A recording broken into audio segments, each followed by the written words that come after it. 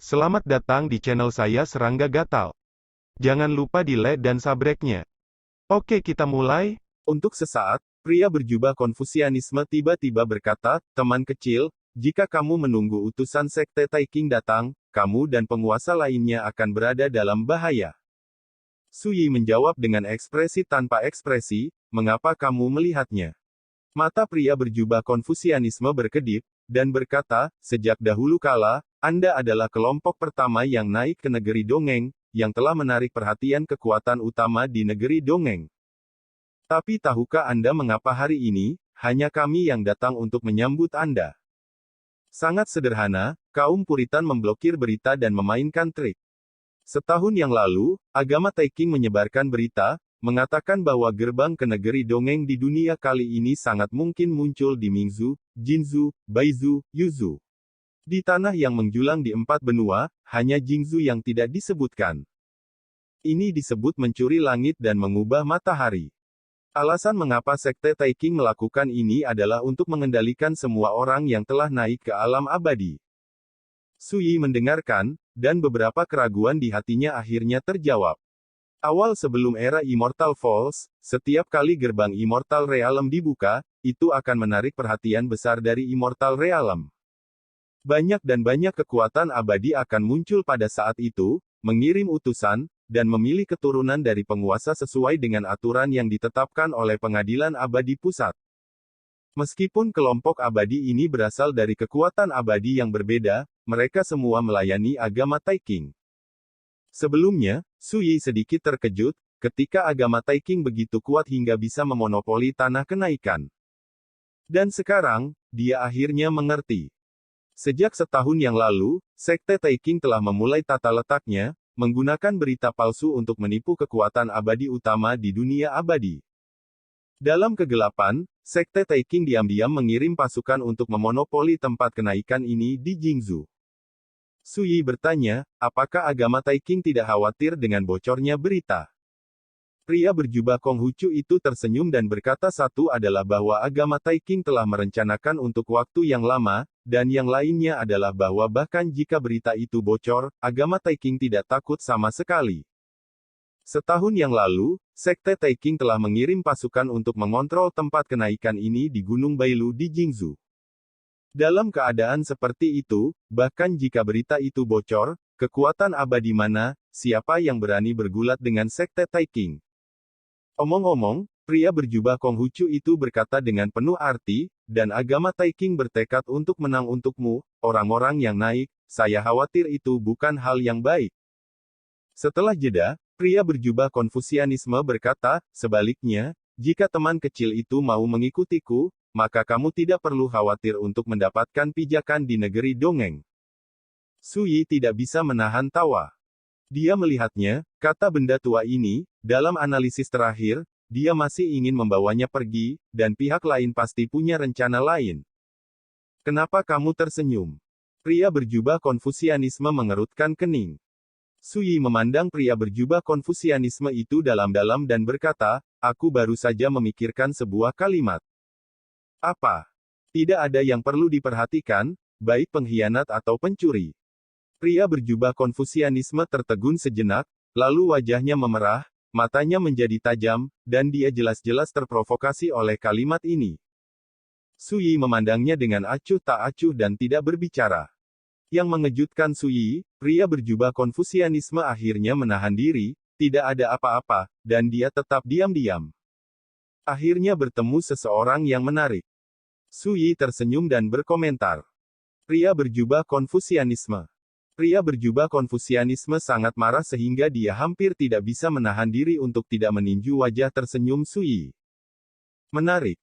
Ketika pria berjubah Konfusianisme marah, Suyi sudah melangkah maju ke King Si Jianxian dan berkata, pergi, tinggalkan tempat ini dulu, dan pergi ke Bailuya untuk berbelok.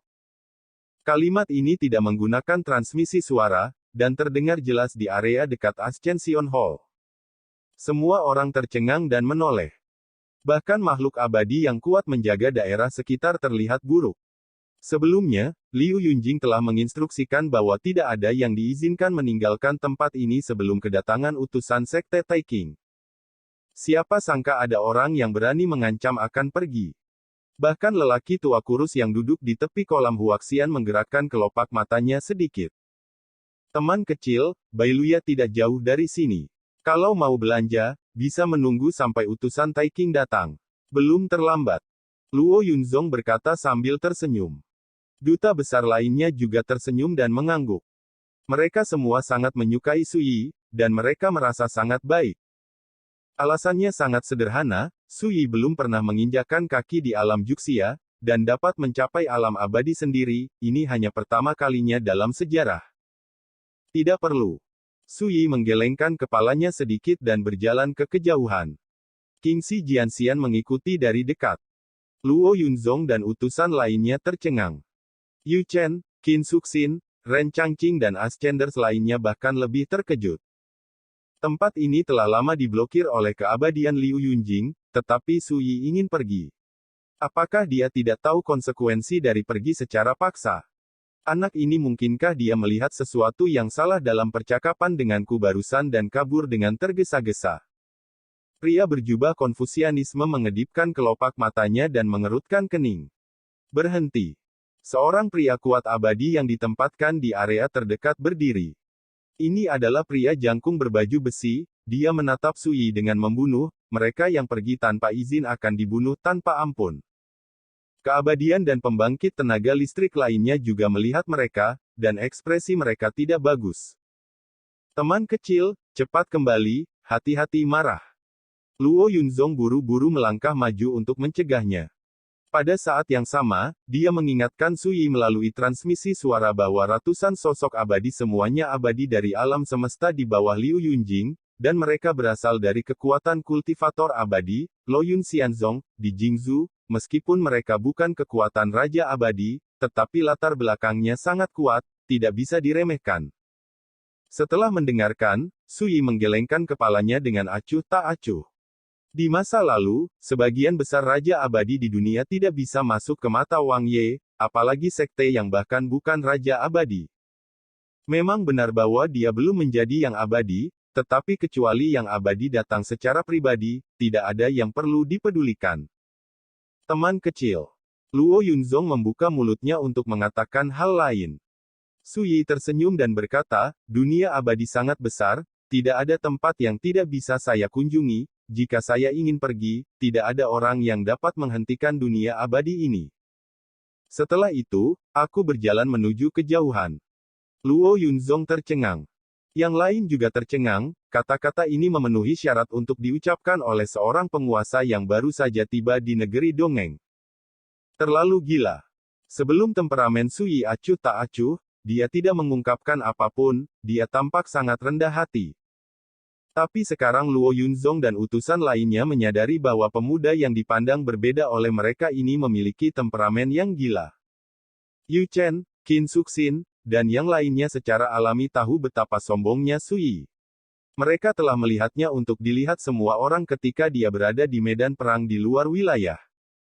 Tapi mereka tidak pernah membayangkan bahwa bahkan jika mereka tiba di alam abadi, kekuatan Sui tidak akan berkurang sedikit pun. Bahkan membuat mereka malu.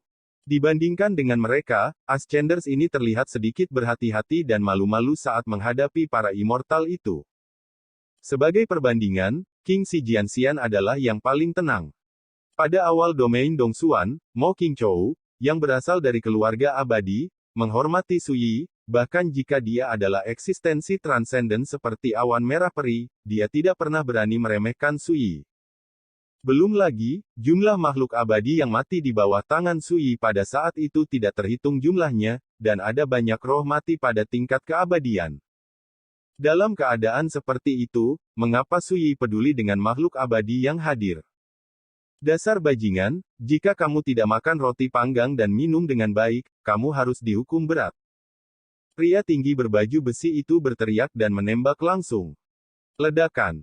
Dia mengulurkan tangan kanannya dan menamparkan Sui dengan tangannya yang besar seperti kipas. Bagaimanapun, dia adalah seorang abadi yang telah menginjakkan kaki di alam semesta. Kekuatan yang dilepaskan oleh pukulan acak itu membuat banyak Ascendants gemetar dan merasakan tekanan besar. Hanya Yu Chen, Qin Suxin, dan lainnya yang tampak seperti biasa, tetapi hati mereka juga menakjubkan. Hati-hati. Luo Yunzong segera berdiri, sosoknya bergerak ke samping, mencoba menghalangi di depan Sui dan membantunya meredakan pukulan itu. Bahkan jika nada suara Sui gila sebelumnya, dia tidak tahan melihat bibit yang baik seperti Sui menderita penganiayaan. Oh, kamu, lihat saja. Desah tak berdaya terdengar, Sui melambaikan lengan bajunya. Sosok Luo Yunzong yang baru saja dipindahkan diangkat oleh kekuatan tak terlihat dan kembali ke tempat semula. Pada saat yang sama, Sui melangkah maju dan menembaknya dengan telapak tangan. Dalam ledakan yang memekakkan telinga, semua orang ngeri melihat baju besi pria jangkung itu tiba-tiba meledak, berubah menjadi puing-puing yang tak terhitung jumlahnya. Dan lelaki jangkung itu dihancurkan ke tanah oleh telapak tangan, tubuhnya patah dan berdarah, dan dia tidak tahu berapa banyak tulang yang patah. Satu telapak tangan, peri kota. Pukulan sombong itu membuat semua orang tercengang dan hampir terpana. Ini adalah kekuatan yang dapat dimiliki oleh seorang ascendan. Yu Chen, Qin Suxin, Ren Changqing dan yang lainnya saling memandang dengan cemas, dan mereka semua terkejut. Pada saat ini, orang-orang yang dapat dianggap sebagai pemimpin di dunia langit ini, mereka sangat menyadari betapa besar jarak antara mereka dan Sui. Luo Yunzong dan resepsionis lainnya tampak lamban, dan alisnya penuh kejutan dan keterkejutan. Apakah pemuda ini begitu menantang? Perhatikan, pemuda ini belum menginjakkan kaki di alam Juxia. Bagaimana? Ratusan makhluk abadi yang ditempatkan di area terdekat dari Sekte Awan Jatuh juga terkejut, dan rahang mereka hampir jatuh. Mereka adalah teman sekelas pria jangkung, jadi mereka secara alami memahami betapa hebat dan kuatnya kultivasi pria jangkung di alam semesta. Tapi saya tidak pernah membayangkan bahwa pria jangkung itu akan ditekan oleh telapak tangan seperti lalat. Hal yang paling menakutkan adalah sebelum menekan pria jangkung itu, pemuda itu bahkan mengirim Luo Yunzong kembali ke tempatnya. Di kejauhan, lelaki tua yang duduk di tepi kolam Huaxian itu menutup matanya, tetapi pada suatu saat, dia membuka matanya dan menatap Suina di kejauhan. Sosok tajam. Di kedalaman matanya yang keruh, ada kilau yang tak bisa dijelaskan. Pada saat ini, penonton terdiam. Udara sepertinya membeku. Hanya suara acuh tak acuh Sui yang terdengar, telapak tangan ini adalah ketukan di gunung untuk saat ini. Selanjutnya, siapapun yang berani menghalangi jalanku akan menanggung akibatnya. Di tanah, pria jangkung itu mengejang dan mengerang kesakitan. Kata-kata Sui menambahkan 3 poin dingin ke atmosfer di lapangan. Seorang wanita dengan pakaian warna-warni berdiri, memegang botol batu giok di telapak tangannya, matanya dingin. Semuanya, bersatu, hentikan putra ini, dan tangkap dia sepenuhnya. Bagus.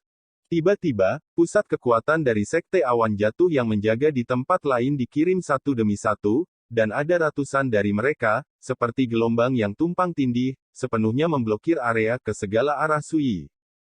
Semua orang mengorbankan harta dan melakukan pembunuhan. Pemaksaan abadi yang menakutkan seperti membanjiri langit, mengisi kekosongan. Luo Yunzong. Sesuatu yang besar.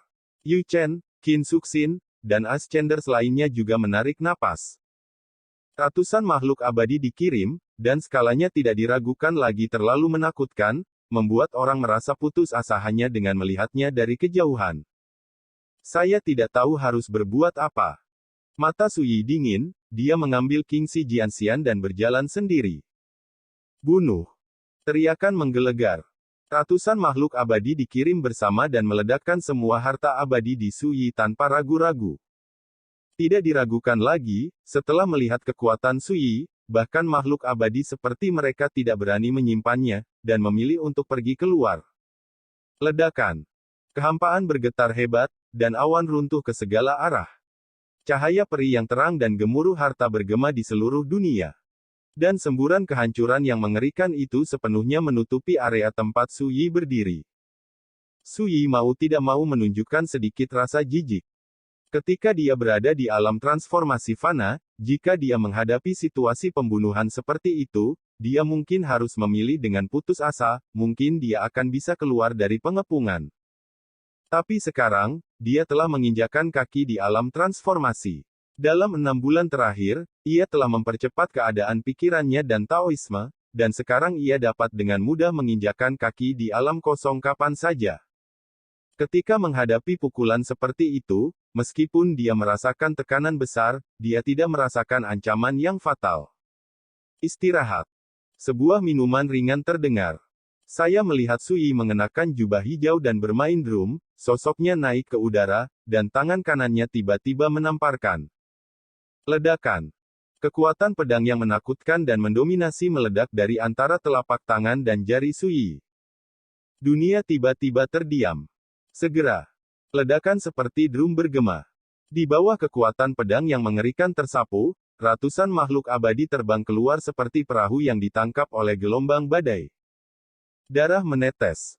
Jeritan terus berlanjut.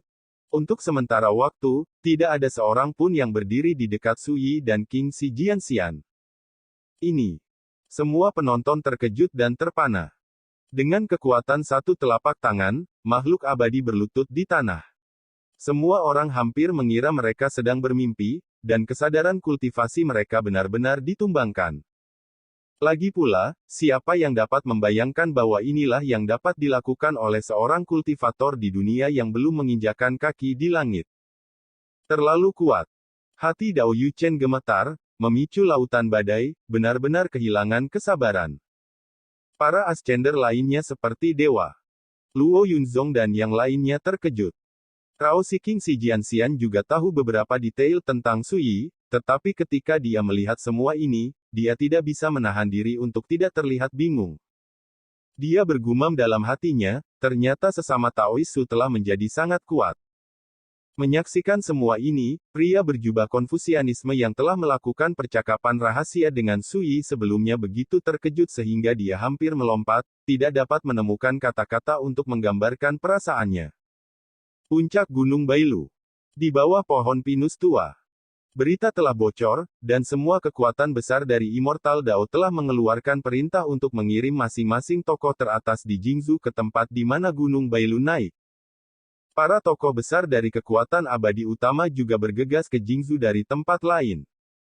Setelah Anda mendapatkan beritanya, segera evakuasi dengan para penguasa itu dan pergi ke Sekte Awan Jatuh Anda. Ingat, cepat. Jika misi gagal, saya akan bertanya kepada Anda Sekte Awan Jatuh. Ekspresi Liu Yunjing menjadi sangat serius setelah membaca berita yang baru saja datang. Setahun yang lalu, Sekte Taiking telah menyusun dan sepenuhnya memblokir berita yang berkaitan dengan tanah kenaikan Jingzhou. Tanpa diduga, bagaimanapun juga, berita itu bocor. Liu Yunjing menghela nafas. Dia menyadari bahwa situasinya semakin mendesak. Yang membingungkannya adalah mengapa kekuatan besar lainnya dari Immortal Dao juga sangat mementingkan dan peduli pada para penguasa itu.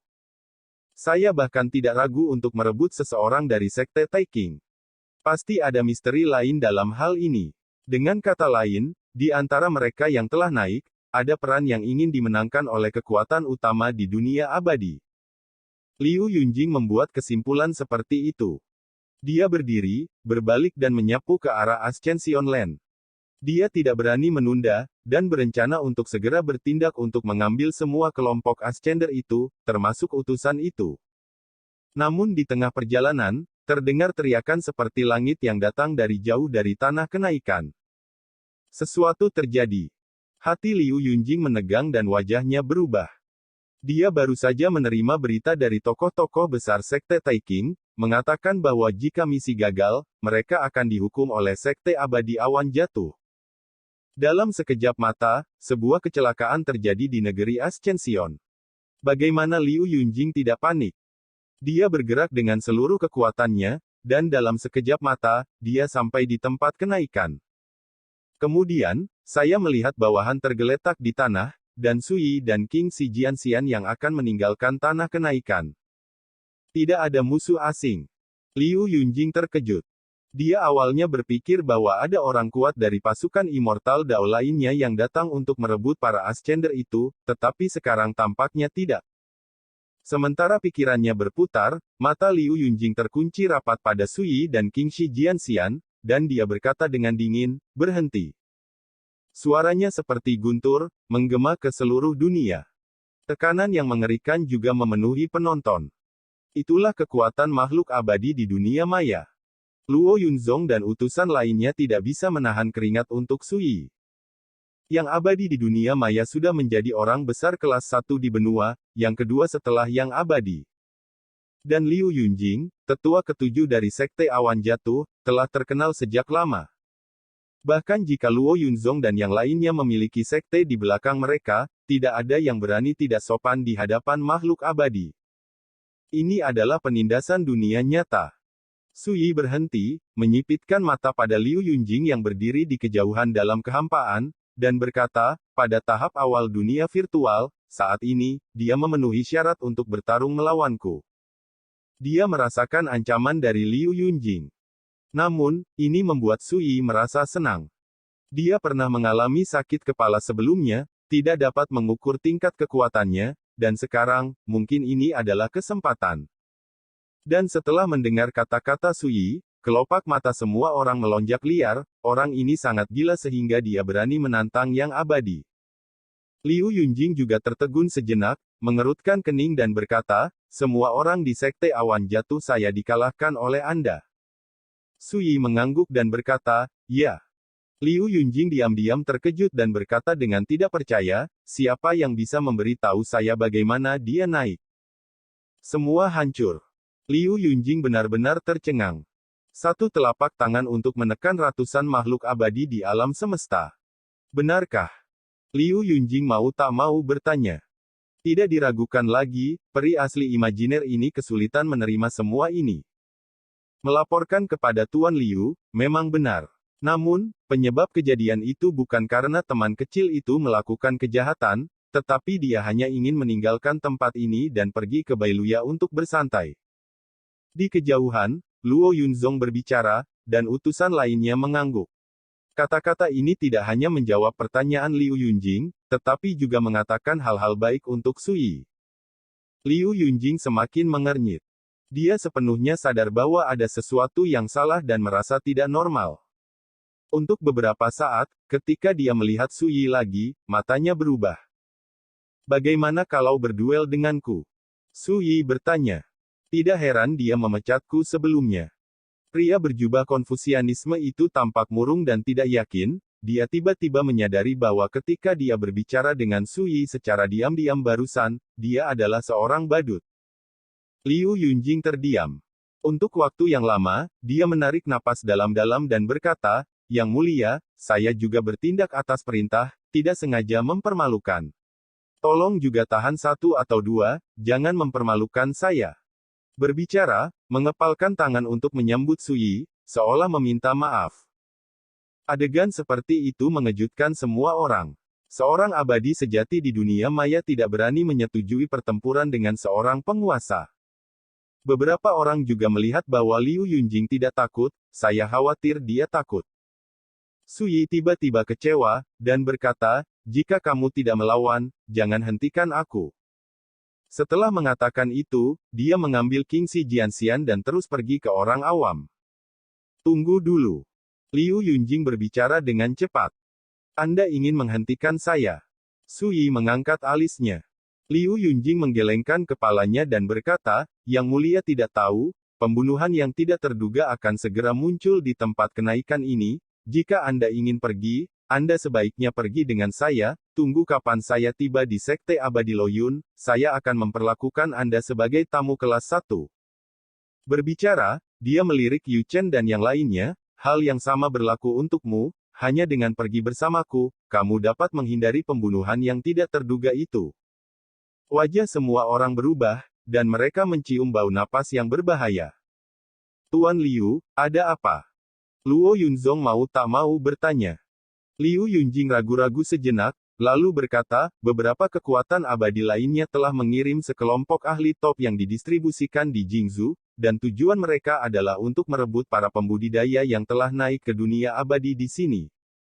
Begitu kata-kata ini keluar, suasana menjadi tertekan dan membosankan. Yu Chen dan Qin Suxin sadar bahwa situasi hari ini menjadi semakin berbahaya.